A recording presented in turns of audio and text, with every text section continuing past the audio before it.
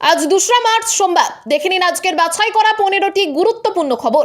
শুরুতেই হেডলাইন্স। প্রতীক পাওয়ার আগেই বদলে গেল হুমায়ুনের দলের নাম। কি হচ্ছে? বিধানসভার নির্বাচনে বিজেপির আসন 50-এর নিচে নেমে যাবে, চ্যালেঞ্জ ছুড়লেন অভিষেক ব্যানার্জি। ইরানের সর্বোচ্চ নেতা আয়াতুল্লাহ আলী খামেনির মৃত্যুতে বিশ্ব রাজনীতি উত্তাল, তার আত্মার শান্তি কামনা করলেন দিলীপ ঘোষ।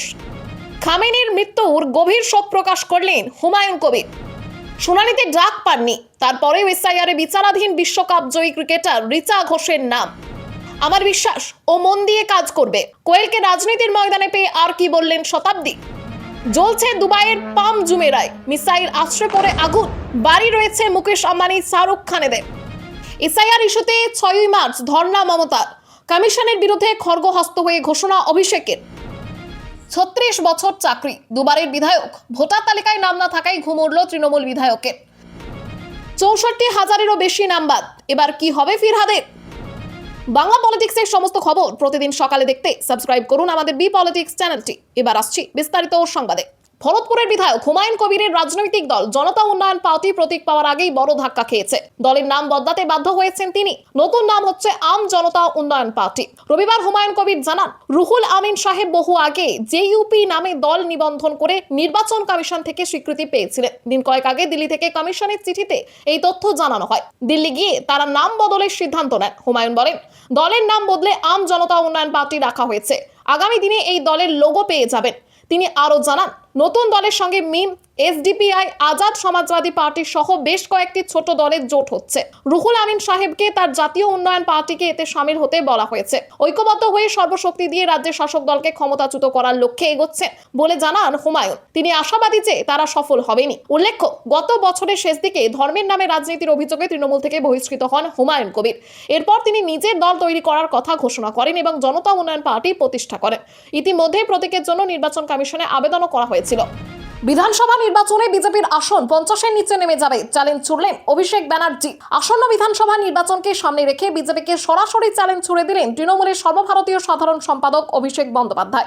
নির্ঘণ্ট এখনো ঘোষণা না হলেও তিনি দাবি করেছেন, এবারের নির্বাচনে বিজেপির আসন সংখ্যা 50-এর নিচে নেমে যাবে। তার অভিযোগ, ভোটে বারবার পরাজিত হয়ে বিজেপি এখন প্রতিহিংসার রাজনীতিতে নেমেছে। তিনি স্পষ্ট বলেন, এসআইআর বা এফআইআর করে কোনো লাভ হবে না, চূড়ান্ত বিচার করবে মানুষই। বিজেপিকে উদ্দেশ্য করে তার বার্তা, সাহস থাকলে মানুষের মাঝে নেমে লড়াই করুক। তার কথায় 2021 সালের বিধানসভা নির্বাচনের থেকেও খারাপ ফল করবে বিজেপি।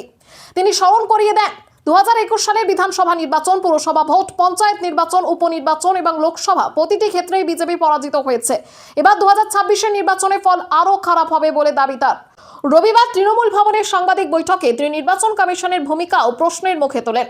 নির্বাচন কমিশনার জ্ঞানেশ কুমারের মন্তব্যের প্রসঙ্গ তুলে অভিষেক জানান, খসড়া তালিকায় নাম উঠে গেলে তা বাতিল হবে না বলে আশ্বাস দেওয়া হয়েছিল, কিন্তু চূড়ান্ত ভোটার তালিকায় গরমিলের অভিযোগ তুলে তিনি জানান, সেই সংক্রান্ত সমস্ত তথ্য তাদের হাতে রয়েছে এবং তা সুপ্রিম কোর্টে জমা দেওয়া হবে।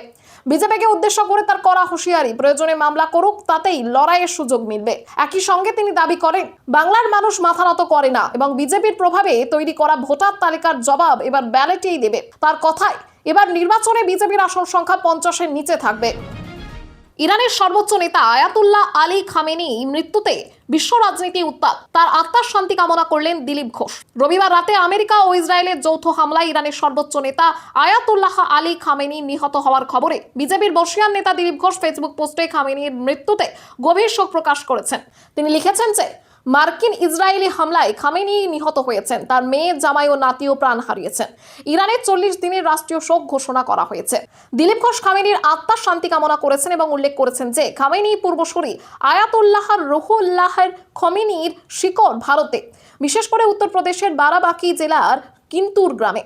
খোমেনির পিতামহ সৈয়দ আহমেদ মুসাফি হিন্দি যেখানে জন্মগ্রহণ করেন এবং পরে ইরানে যান। দিলীপ ঘোষের এই শোক বার্তা নেটিজেনদের প্রশংসা কুড়িয়েছে, কারণ তিনি ইতিহাসের এই যোগসূত্র স্মরণ করেছেন। তবে প্রধানমন্ত্রী মোদীর সাম্প্রতিক ইসরায়েল সফরের পর এই হামলা শুরুর হওয়ায় রাজনৈতিক মহলে বিতর্কের আশঙ্কা রয়েছে।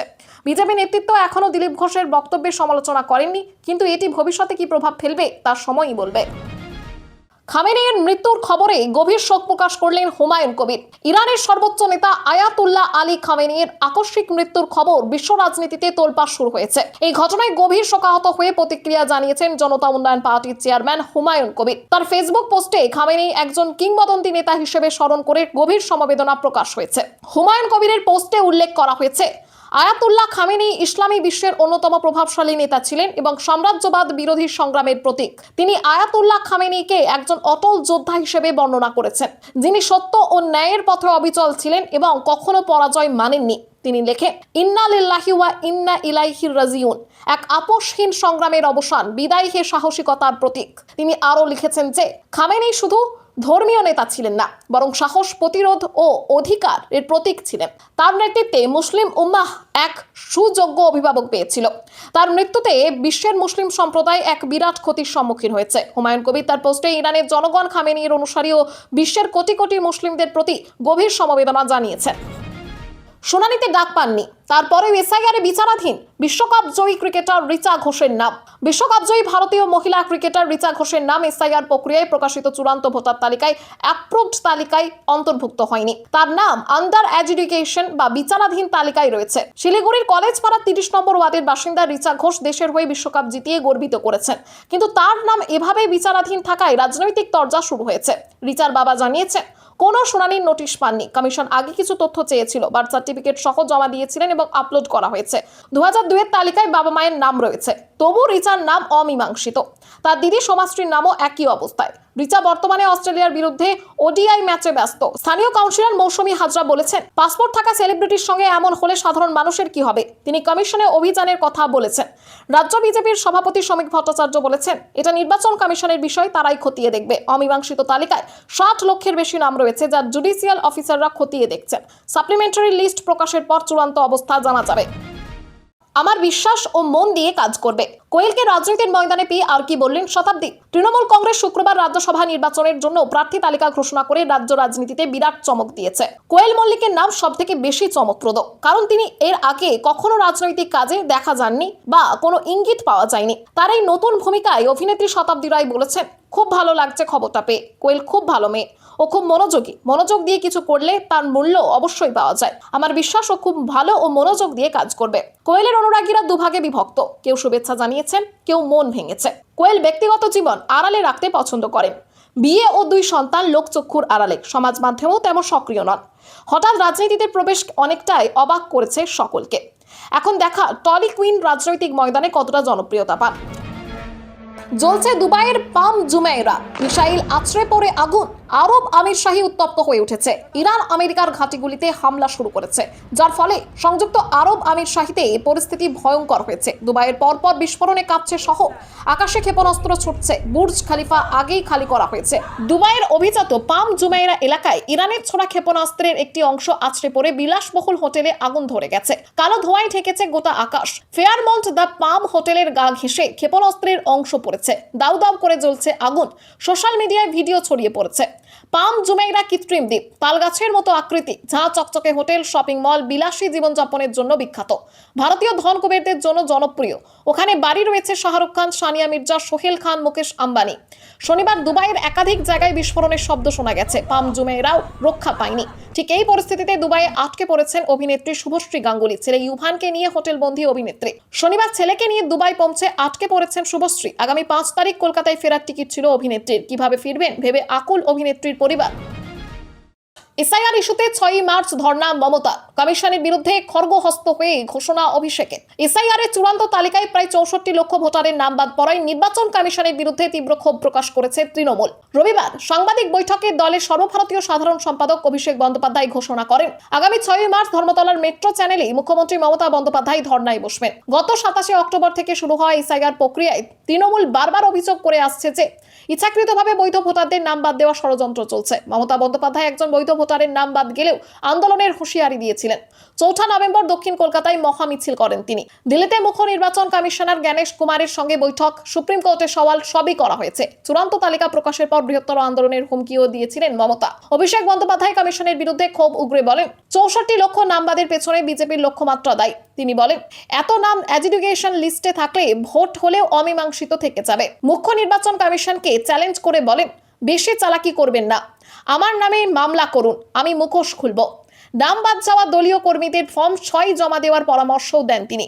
ভোটমুখী বাংলায় এই ঘটনা আতঙ্কের পরিবেশ তৈরির চেষ্টা বলে অভিযোগ শাসক আগামী দলের। 6 তারিখ মেট্রো চ্যানেলে মানে প্ল্যানেট ইস্ট যেখানে মমতা বন্দ্যোপাধ্যায় অনশন করেছিলেন, সেই একই জায়গায় আমরা অলরেডি দলের তরফ থেকে একটা চিঠি অথরিটিসদের কাছে জমা করেছি।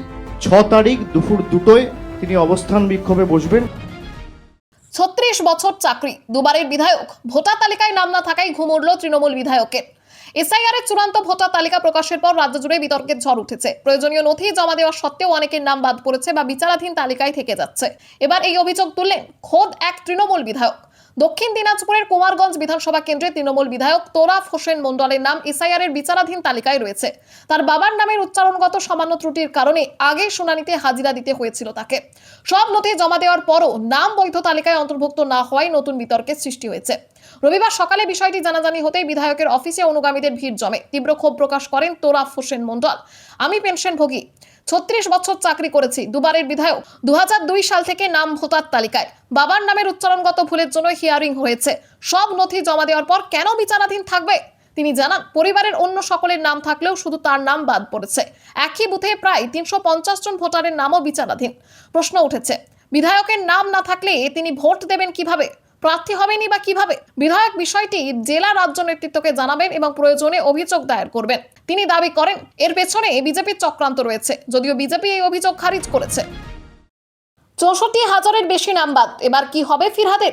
এসআইআর প্রক্রিয়া শুরু থেকেই রাজ্যের বিরোধী দল দাবি করেছিল 1 কোটির বেশি নাম বাদ যাবে। এখনো পর্যন্ত পূর্ণ তালিকা সামনে আসেনি, তবে বাদ পড়েছে 61 লক্ষের কিছু বেশি নাম।